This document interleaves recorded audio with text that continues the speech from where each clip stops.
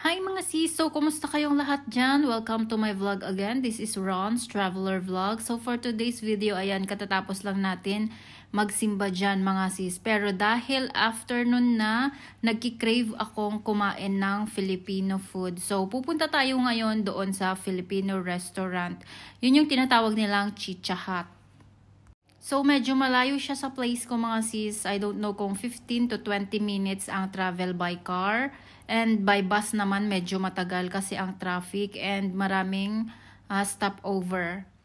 So, tara na. Dahil gutom na ako. Let's go! So, syempre, madadaanan mo tong napakagandang view bago ka pumunta doon kasi nagpark kami sa malayo. So, naglakad kami. As you can see, ang ganda ng view. So, ayan muna. Syempre, hindi mawawala sa atin ng video or gagawin nating content para sa ating vlog. Ayan, mga sis. Kita nyo ang ganda ng view, mga sisi.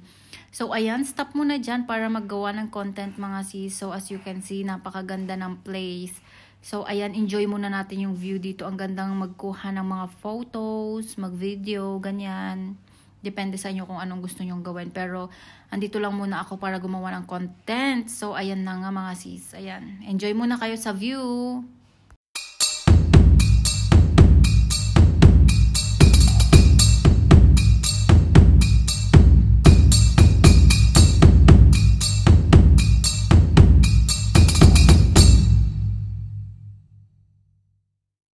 So finally, after natin maglakad ng 5 minutes, nandito na tayo and eto yung menu nila. Eto yung Filipino food na sinasabi ko. Ang favorite ko dito is yung sisig every time na pumupunta ako dito.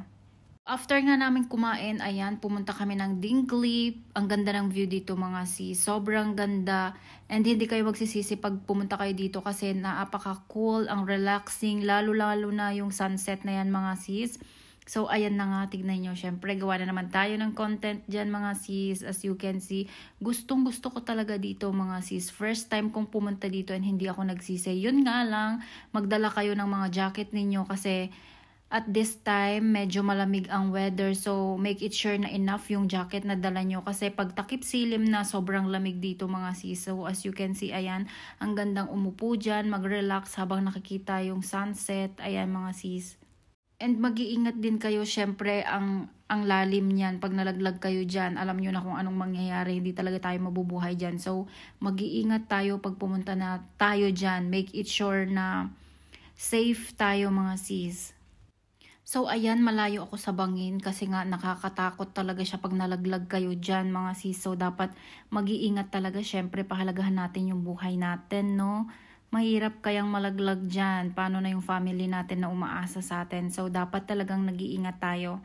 So, ayan mga sis, mag-enjoy kayo sa view dahil ako, sobrang nag-i-enjoy ako dyan sa view.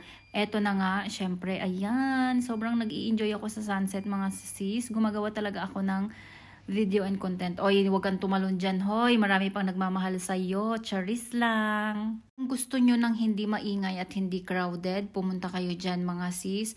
Pwede kayong pumunta dyan by taxi or by bus. Pero by bus kasi parang medyo, ano siya, medyo malayo. And I think 1 hour, ganun ang biyahe. And mas mabuti kung may own car kayo pupunta dyan para at least mas maganda siya. Hindi ko alam kung may time ba ang bus dyan kasi umuwi kami that time is 6 or 7 p.m. na yata yun. Kaya mas maganda pag meron kayong sariling sasakyan para hindi kayo nagmamadali sa oras and ma-enjoy nyo tumambay dyan. Pag ayaw nyo nung maingay, pumunta kayo dyan kasi sobrang tahimik dyan, relaxing. Ayan, ang habol ko dyan talaga is yung sunset, mga sis. So, ayan. Enjoy muna tayo. Ayan. Ganyan-ganyan muna, pero lamig na ako dyan mga sis kasi ang lamig talaga dito ngayon. And make it sure na pag pumunta kayo dyan, naka-rubber shoes kayo. Ako kasi naka-boots ako nyan kasi nagsimba pa kami. So, ayan na mga sis. Enjoy kayo sa view.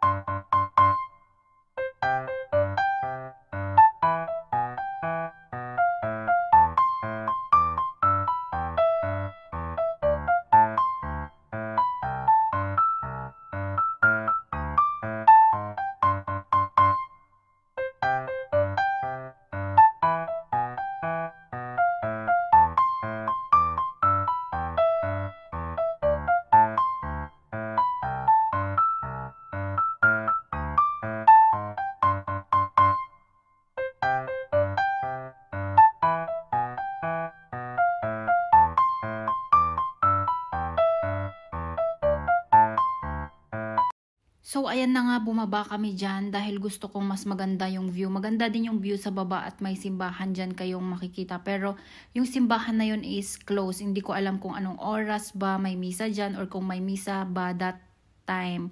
So, pwede kayong magkape dyan kasi yung mga truck na yan, may kapihan dyan mga sis. Meron din bilihan ng mga kung anek-anek kung anong gusto nyo. Ayan. Kung gusto nyo ng kutkutin, may mga chichirya dyan, merong mga sweet, may wine, may coffee, kung anong gusto nyo meron dyan. Ayan yung church na sinasabi ko sa inyo mga sis. Ang ganda dyan, ang ganda sa bandang dyan kasi may upuan, parang makaka-relax ka nga. Ayan, ang ganda ng sunset, palubog na ang sunset. So, ayan, nag-i-enjoy ako. Ang ganda kasi tahimik lang dyan mga sisi. And kung gusto nyo magdala ng sounds ninyo, pwede naman pero hindi ko alam kung pwedeng malakas. Basta bahala na kayo. Syempre, mas mahihiya naman kayo sa mga nandyan na tahimik lang.